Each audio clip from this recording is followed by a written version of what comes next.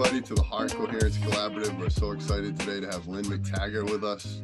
She is doing tremendous work, as everyone knows. So Leah's going to read her bio. We're going to dive into the heart together, and then we're going to have a wonderful interview together. Wonderful. Okay. Welcome, Lynne. For 20 years, Lynne McTaggart, an internationally best-selling and award-winning author, has been uncovering your birthright, the miraculous power of intention. She's studied master healers and Buddhist monks. She's investigated the new science. She's tested it with countless people around the globe. She's also proved it in more than 35 global scientific experiments, working with frontier scientists and leading universities. Over the years, she's taught thousands of people to unleash a miraculous power they never dreamed of to heal their health, career, finances, and relationships. Welcome, Lynne. Welcome. Thank you so much. It's great to be with you. Yeah, we're so excited for this interview. So let's just dive into the heart. If everyone could focus your attention in the area of your heart and imagine that your breath is flowing in and out of your heart or chest area, breathing a little slower and deeper than usual. Try a pace of 6 seconds on the in-breath, 6 seconds on the out-breath, in and out through the heart. Now, as you're breathing in and out through your heart, I want you to think about someone in your life that you really appreciate. Could be anybody, but maybe this person helped you, maybe you helped them. But as you're breathing in and out through your heart, just feel your appreciation for this person. And next, still breathing in and out of your heart, remember a time that you were the receiver of someone's gratitude or appreciation. It could have been in a verbal form. It might have been written or in a card. Think and feel into being the receiver of appreciation or gratitude. All right. Now that we are in the heart together, I would love to start off by asking you one of my favorite subjects, altruism. I was in this real dark place in my life where I was living self-centered fear, resentment, and I was literally just destroying every fabric of my existence. And then this person talked to me about altruism and how if I can live a life directed towards helping others, my entire life would change. And so I started to do that, and my entire life changed. Magic unfolded, and it continues to unfold when I'm in this state. When I'm not in this state, it can be pretty terrible, but I'm curious, why is that? If you could talk about the power of altruism and why it has so many healing benefits, I think that would be very awesome to hear. The science of altruism is really clear. And this is why it's a central piece of our Power of Eight groups and my intention experiment work. The science demonstrates that people who do things for other people live longer, healthier, happier lives. There is no question. If you're a volunteer, you are something like you're going to live 2/3 of your life longer than other people. I mean, it's an extraordinary life extension mechanism. People who are depressed and focused on the self are more likely to be ill and have their depression get worse. Whereas any kind of thing that you do for someone else, and particularly if you're ill and you help somebody with the same illness, you're more likely to get better. But here is the convincing piece of evidence as far as I'm concerned. There was a really interesting study looking at two different groups of people and seeing how their lifestyles affected their immune systems. So the first group were a group of really wealthy people who were pleasure seekers, as they called them. They were living the dream, as we would probably describe it. They had all the money they needed. They had all the stuff they wanted. They went on all the holidays they could dream of. They were living the good life. When they looked at their immune system markers, they assumed they were going to be really, really good. And they were shocked to discover that they had terrible immune system markers. These people were perfect candidates for things like heart attack, stroke, diabetes, Alzheimer's. They were going to drop like flies. When they looked at the second group of people, these were people who weren't as affluent, didn't go on as many vacations, but they were living a life of service. And when they looked at their immune system markers, they were extraordinary. These were people who were going to live forever. So the evidence demonstrates over and over and over again, evidence demonstrates over and over and over again that when we focus on someone else, when we focus on the other, we ourselves are healed. And that's certainly the basis of the work I do. When people are stuck doing intention and things are not working alone or in a group, I will invariably say to them, get off of yourself. Intend for someone else who is suffering more than you. And I've done this many times in our Power of 8 groups during my year-long intention masterclass.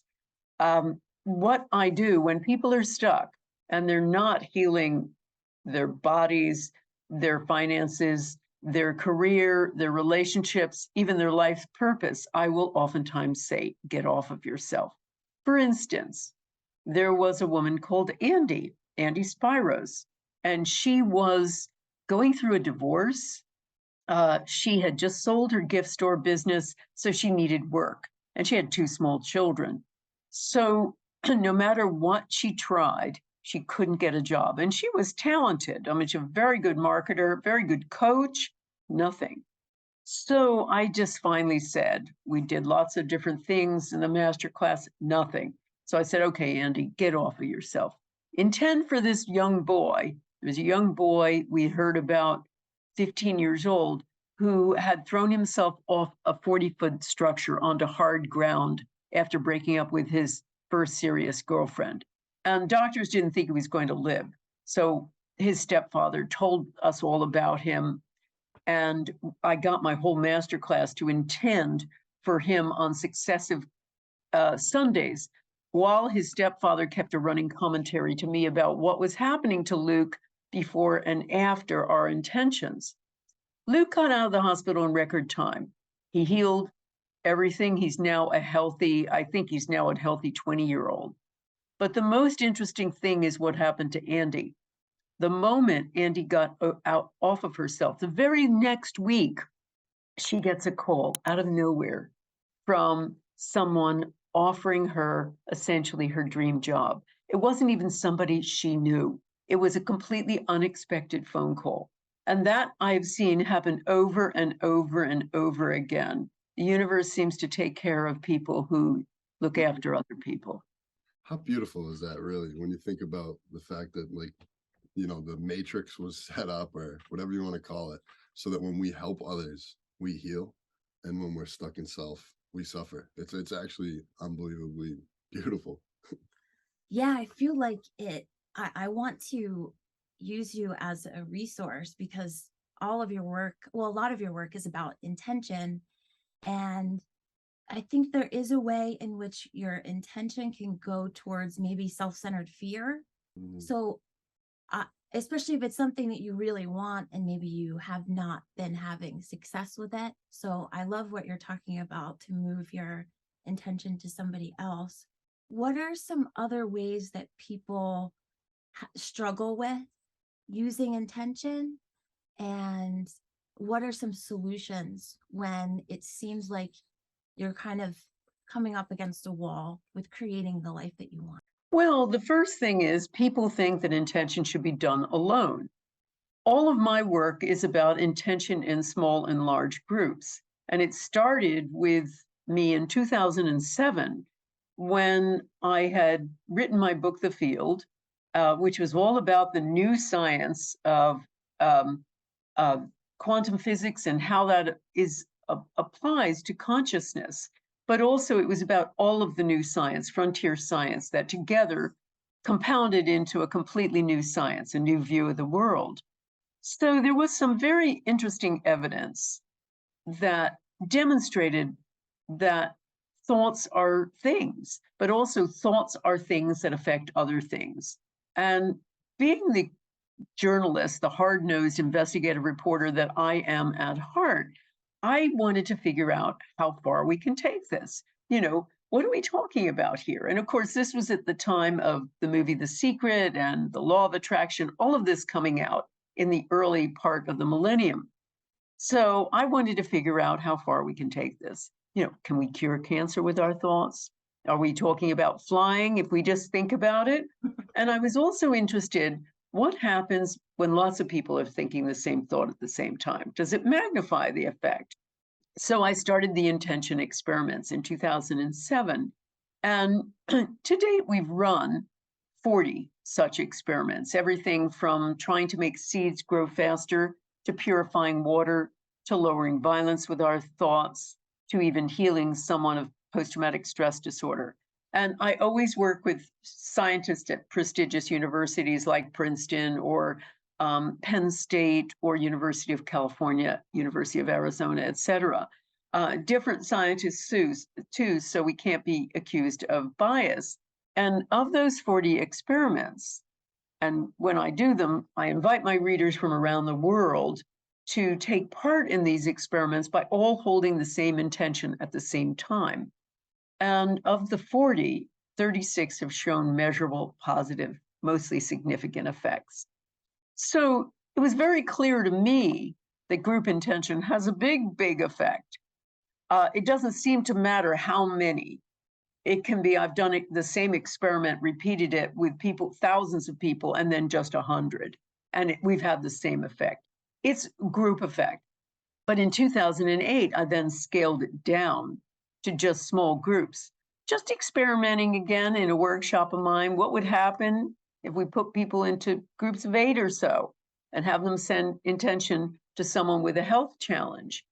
And I expected it to be a very mild effect. But what ended up happening were inexplicable healings. So after we did it, put people into groups, had them send intention to somebody with a health challenge, told them to come back the next day of the workshop and just report back what happened. And again, I figured, oh, this is going to feel like a facial, nice, feel good, relaxing effect. And it wasn't that. We had a woman who had been limping because of very bad arthritis. She was walking in normally. We had somebody else with depression who said it was lifted. We had somebody with terrible gut problems and said her gut was normal. We had someone with cataracts who said, my eyesight's 80% better. And, I was just shocked by this, a little dismayed. I thought, oh, well, this is just a placebo effect. But I've done it now thousands of times with thousands of groups around the world and tens of thousands of groups around the world. And it keeps happening. We keep getting extraordinary healings. So when you talk about what is important with intention, I have one simple answer to you, and that is a group. Yeah, I would love to understand, because this is the Heart Coherence Collaborative. When somebody is sending out this intention, is that enough to put the sender into coherence? Or when you meet in these groups, are you doing other priming exercises to get people in a state of coherence? Okay, let me explain something. We don't talk about coherence. I think that's very much a heart math thing. And as I want to say, there's lots of different roads to the miraculous and lots of different roads to healing. So this is meant to be just an acknowledgement of a different approach and not any sort of statement about what is better. There is no better. What we do is the focus itself, the intention itself, the state of altruism puts people into into a state of coherence. Now, let's just break down what coherence is. What it is very good heart variability, which affects the vagus nerve and creates the calm and all of the things that you see. In my experience with my Power of 8 groups, the same essential aspect on the vagus nerve occurs. And it occurs because of essentially altruism, holding the same thought. People get into a state of synchronicitousness, a synchrony, by thinking the same thought at the same time. That's been demonstrated with guitarists. When they start riffing on the same music, their brains go into synchrony. And that's what we're talking about. But also intention, there have been plenty of studies showing that not just the brain, not just the heart, but all systems in the body seem to go into a kind of synchrony when somebody is intending for someone else. It's extraordinary. So there are different routes to it. And I also want to say something really important. We've been doing brainwave studies on Power of Eight groups, and with a team of neuroscientists, we worked with Life University, which is the largest and most prestigious chiropractic university in the world. They put their team of neuroscientists at my disposal, and they did studies of what is going on in the brain in Power of Eight groups on a batch of student volunteers. So these people had never done this before. And we found that almost immediately their brains went into a state that is completely the opposite to that of meditation. Meditation, certain brain waves, the alpha waves, the delta waves, they increase. But there's also increases in the parietal lobes, the parts of the brain that sit right back here, and they tell us, they help us navigate through space. They tell us, this is me, this is not me. They're also increased in meditation, believe it or not. They are not in Power of Eight groups. All of those brain waves actually start diminishing, particularly the parts of the brain that make us feel separate. So the people in Power of Eight groups have the same brainwave signature with not meditators, not anything like meditators, but like Buddhist monks during ecstatic prayer or Sufi masters during chanting. These are people in a state of ecstatic oneness. And that is what my Power of Eight groups continuously report. They report not only these amazing healings, but a sense of an otherworldly sense, a mystical state. They feel a kind of extraordinary sense of unity. They end up having all kinds of physical sensations, goosebumps, sobbing uncontrollably, things like that. They also, many of them have a blinding epiphany of meaning, very much like a peak experience that Abraham Maslow, the famous psychologist, described as he was studying mystical states, and also a sense of rejuvenation. So that seems to go on a great deal as well. So what I'm really saying is, we all talk about we're all in the field, but we don't experience life like that. We don't experience life as connection, that we're all connected. We experience life in separation. We feel like lonely little people in a lonely planet, in a lonely universe. Whereas doing intention in a group, in my experience, is a fast track to the miraculous. And one of the main reasons is, and I think this sense of oneness is the secret sauce of why we're seeing all of these healings. You know, I've seen two people get up out of their wheelchairs, one paralyzed from the neck down. I've got it on video. I've seen thousands of cases now of healings, extraordinary healings, where people were able to cancel their surgery. A woman going blind from retinal damage, her eyes healed. She's got 20/20, 20/25 vision now. Doctors said there was nothing she could do. She was going to go blind. You know, we've had cancer reversals, all kinds of things like this. And I think it is down to that state of oneness. And here's the interesting bit of it, because, you know, we know that with Buddhist monks and Sufi masters, they get into a state of oneness too. But it takes years of practice to do that kind of thing, or hours of priming to get into that state. You know, my student volunteers were complete novices who got a little bit of instruction from me, and they went into this completely blind, and yet they demonstrated almost immediately these brainwave effects. So I like to always say, you don't need sweat lodges. You know, you don't need years of priming and training. You just need a group and a common intention, and it is your fast track to the miraculous. Yeah, that is so powerful. It makes me think of this story that I heard Ram Dass telling about Maharaji, where like all these people would fly across the world to go see Maharaji, and they would say, Maharaji, what's the key to enlightenment? And he would literally just say, feed people, serve people, and it's like, it's so powerful what you're saying. We don't need to spend, $10,000 to go on these retreats and heal. We just need to, start praying for other people, and it helps when we do it in groups. That's Yeah. it. That's Um, it. The thing that I would love to hear you talk about is, intention is sort of how you relate to the future. So in these groups, how are people dealing with the past? I know that there's different people that have ideas about, some people say just ignore the past and just move forward. I do think that there is a way to heal the past and I think that you agree with that. And I've heard some of your work with Retrointention. And I would love to hear you talk about how in these groups people are healing the past that keeps creating patterns in their life.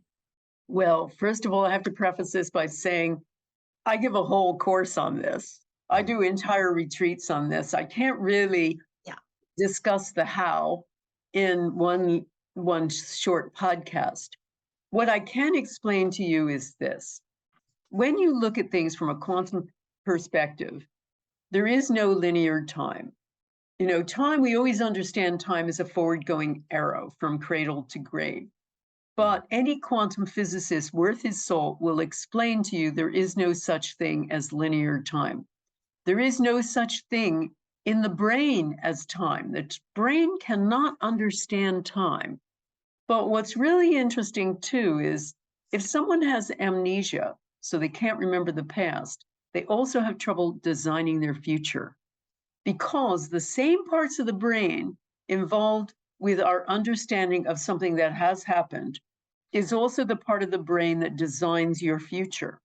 Now, not only quantum physicists understand there's no such thing as time, and biologists say there's no part of the brain that understands time, but consciousness researchers have done a lot of study of whether or not we can so-called affect the past.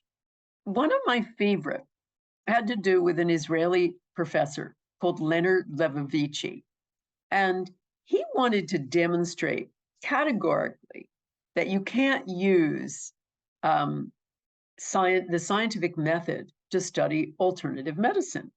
So he got hold of hundreds of patients with blood sepsis, which is life-threatening blood infection. And he put them into two groups. And one group were given the usual drugs. The other group were given the usual drugs, but also prayed for. And these were all people in the hospital. Afterward, he then went through and looked at the outcomes, and he was dismayed to find that the people who had had the prayer on top of the standard medicine got better in every regard. They got out of the hospital sooner, they had fewer side effects, fewer fatalities, they were just better. So he wrote this up in the Lancet to demonstrate that you can't use alternative medicine with the scientific method, because there was one really important kicker to the study. The praying, and the study was done in the year 2000, the patients had been in the hospital in 1992 to 1994, 6 to 8 years earlier. In other words, what he had done is randomly taken hospital records, put them into two piles, very carefully randomized them so there was no bias, did prayer, had prayer done on one batch of them and no prayer on the other. And because they were randomized, this was a really serious, very well-controlled study. And yet the people who had the prayer, when you looked at their outcomes, what had happened to them, they were all better in every regard. So although Levovici believed that his study in the Lancet would demonstrate once and for all, you can't use the scientific method to study woo-woo stuff like alternative medicine, it was universally believed that his study demonstrated you can go back and change the past. Now, his is not the only study. There are loads of studies that have been done with consciousness researchers affecting things that have already happened. And the conclusion of all of them is you don't, and in fact, one of them, the really interesting one, done by Dean Radin from the Institute of Noetic Sciences, had a two-step process via computer. And he did thousands of the studies on this two-step process. And he ultimately discovered the speed at which the people did the second process influenced the speed at which they did the first one. I'll say that again. The speed at which they carried out the second process affected the speed with which they carried out the first. So mind-boggling stuff. But what the scientists I talk to conclude is we're not changing the past. The future is affecting the present as it unfolds. And I once asked the late Robert John, famous consciousness researcher from Princeton University, former dean of engineering, how could all this be possible? And he said to me something very profound. He said, take time out of it, Lynn, and it all makes sense. And that's absolutely it. What we have to understand is time is one great big now. When you get that on a quantum level, time is one great big now. We don't experience it that way, but we create time and space. We as human beings create time and space. And so if that's the case, the future can affect something that is ever presently unfolding. So what we do with retrointention is I have people revisit situations. Now, what we heal is not, we don't change what happened, we change the emotion around what happens. Because one thing that we work on, that I work on, my husband, who's the author of Time Light, who's come up with a whole theory that is now being used by psychiatrists in Europe, is that time is an energy, and that essentially the past is always with us.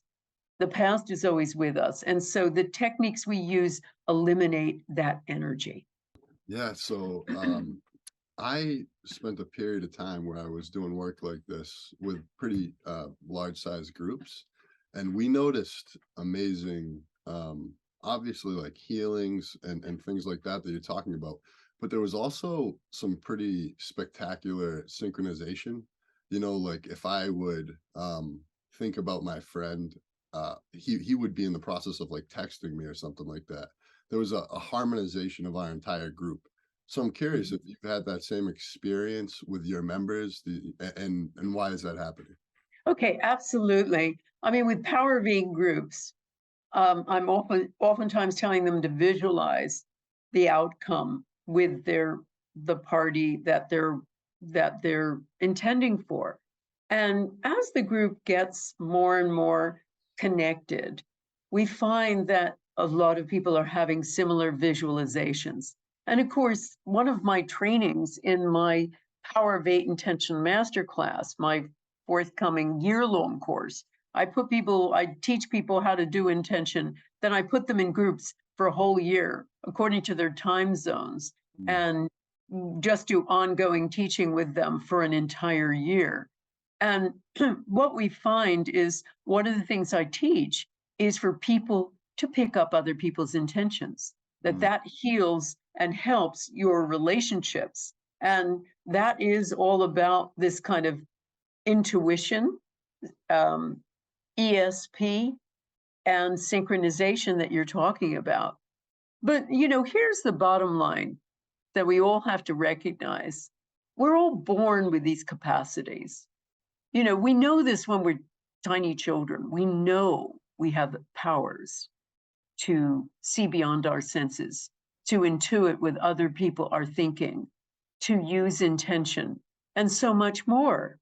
But once our authority figures get wind of this, they tend to poo-poo it. They tend to talk us out of that. They tend to call it imagination. And so after a while, we stop believing that we have this extraordinary extra potential. but it's the birthright of everyone. We all have the ability to heal ourselves, each other, and the world. I've seen it, I've demonstrated it, I've proved it in 40 studies and in thousands and thousands of Power of Eight groups. And I was the biggest skeptic that you could think of. I was the biggest doubting Thomas on the block. As I say, at my heart, I am a hard-boiled investigative reporter who started out life busting baby selling rings with hidden tape recorders, you know. So it took a lot of convincing to me to understand what I discovered by accident in a workshop. Was there one thing that converted you from being skeptical to really feeling like you were turned and you knew this was real? What was the first or some of the first things that changed your mind? When I started seeing healings one after another, and also among people who didn't even believe in it. Let's go back to that young man, Luke. Now, we did this study with him. We did this intention for Luke after he tried to kill himself in about 2015, 2016. It was something like that. It was the first year, I think it was 2015, the first year I decided to have year-long course because I thought to myself, that was another experiment. I was seeing these healings. And so I started saying to myself, well, I put people into groups for an entire year. Would they heal everything in their lives? And so with that first group, which was about 250, 300 people, first of all, we saw Luke. Now, Luke got out of the hospital in record time when the doctors didn't even think he was going to live. And he healed everything. And the thing that really convinced me there was Luke didn't believe one bit of this. You know, like any 15-year-old, he thought his parents' belief in the power of intention was pretty stupid. So he didn't believe it at all, and yet he was healed. But we also saw that. I watched them for the whole year, and I started to get convinced because I saw of that 300 or so, about 150 or so would meet regularly every week with their group. The other ones would drop off or they wouldn't be so committed. But the 150, among the 150 who continued to meet every week in their Power of Eight group, they experienced pretty much 100% major transformations. I'm talking about Trudy regained most of her healing. Bev, who was down to her last 200 pounds, she was English, gets their group does an intention for money to come her way to start a business. Lo and behold, she gets a letter from Lloyd's of London shortly after saying, a company she had worked for, the insurance company she'd worked for at one point, saying, you are eligible to apply for a grant. She does, she gets it. She gets all the money she needs for her business. And, Mitchell Dean, who had lifelong depression and suicidal depression, not a good look in somebody who is a clinical psychologist and somebody who is integrative. And so he had tried every alternative thing and he just couldn't get rid of this depression. The group intends for him to find the source of his depression. Out of the blue, he gets this hit. I should go to a Chinese herbalist. He does. The herbalist says, I think we need to test your liver filtration systems. He does, and lo and behold, one of them is not working. When that gets fixed, his depression, his lifelong depression, and this is a guy in his 40s, completely heals. And so seeing all of this over and over and over again, that started chipping away at the doubting Thomas. But it still took me 10 years to agree to publish my book, The Power of Eight, because it took me many years to just even agree to write it. My husband kept bugging me. He said, when are you going to write this? And I said, when are you going to tell the world about this? And I said, no, I need more proof. I need to figure out why. Why is this doing this? Why are people healing in front of me? How is this working? And that was really what I needed to try to uncover. And certainly somebody must have found this before me, and all of those things came into my head. And why me? And so I needed to understand a lot more before I finally did. But now I'm convinced. Now I continue to do the intention experiments. We've run 10 peace experiments, lowering violence in either war-torn or very violent areas, and every single one is demonstrated really interesting and very compelling results. So when you do something like that, you do it once or twice, it could be coincidence, it could be the weather, whatever. You do it 10 times, and every single time you get that kind of effect, it starts becoming very, very compelling. Thank you. Yeah. So there's so much magic and power in the intention and the altruism. And today there's so many things, influences from our external environment that's driving us to be alone. So I want to take this kind of like back to the core. Do healing benefits come just from simply being with other people, period? The magic, obviously, and the power comes from the intention and the altruistic act.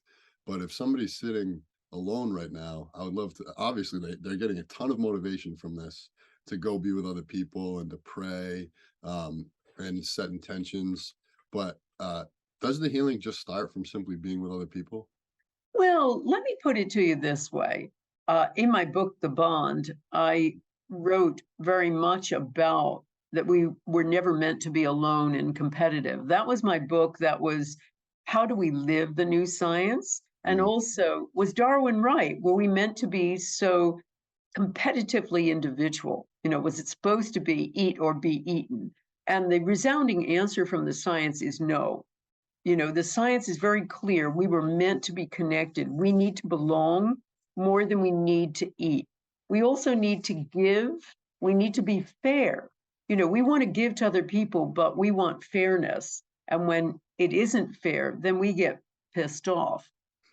So we do need connection. And believe me, connection is healing in every way. Community protects us against heart disease. Half of all heart attack victims have no demonstration of risk factors like high cholesterol. They're simply lonely. And, as you said, in these isolated times, and we certainly experienced this to such an extreme degree during COVID, this is very dangerous for the human spirit. We're meant to be part of a community. If you join one group next year, according to Robert Putnam, who wrote Bowling Alone, showing the fragmentation of American society, you join one group next year, you will have your chances of dying, whether that's a book group, a bowling group, whatever. So there's no question, community protects you even against genetic diseases. A study of depression found that those, particularly this was people in the Far East, who had an extended family, a close-knit community, were protected against the expression of a very high-risk gene for depression they all carried. So yeah, community protects us. But in terms of intention and the kind of miracles that I see, I think it requires a group, it requires intention, it requires altruism, it requires a state of oneness. Those were the big ingredients that I concluded were really, really important. Thank you. Have you studied people having intentions and doing that work by themselves? There are so many people that go on their own individual journey to, let's say, write down goals or do little processes. Have you studied and contrasted what happens in a group versus someone who's very intentional but by themselves? Well, numerous of my students do both. They will plot out, they will have an intentional day. They will use intentions for everything. But the big miracles that we see are with group effects. Now, let me also emphasize, more is not better. As I say, we've contrasted intention experiments where we've had thousands. This was a seed experiment we did. We ran 6 times with 4 sets of seeds with a group intending for only one set of seeds. And it was blinded, so the scientists at the University of Arizona had no idea which seeds we were focusing on. And we would only tell them after they'd planted the seeds, when the experiment was over, they'd plant them and measure them 5 days later. And every single study, all 6 of them, demonstrated the seed scent intention grew significantly higher than the controls. But we got the same results when we had thousands of people doing it over the internet and just 100 people in a workshop in upstate New York. We had the same outcome when we did it in Dallas, Texas, so not too far from Arizona, as we did when we ran it in Sydney, Australia, in front of a group of 700 in my audience. So space didn't make any difference, and nor did size of group. It's about having a common intention, more than one, but I don't think it, I see extraordinary effects with 8. That's it. One thing that we hear a lot about in the heart coherence world is the vagus nerve. You touched on it briefly, but I would just love to hear you explain a little bit more about what's going on in the vagus nerve. Why is it so important? Yeah. Okay. Well, the vagus nerve is the longest nerve in the body. Mhm. It starts at the neck and it winds through all of the major organs of the body. And it's very much involved with the sympathetic and the parasympathetic nervous systems. So they govern the activities that happen in our bodies outside of our control, essentially. So, our digestion and our breathing, all of those things. And now there are sort of 3 levels to the vagus nerve. And the first level is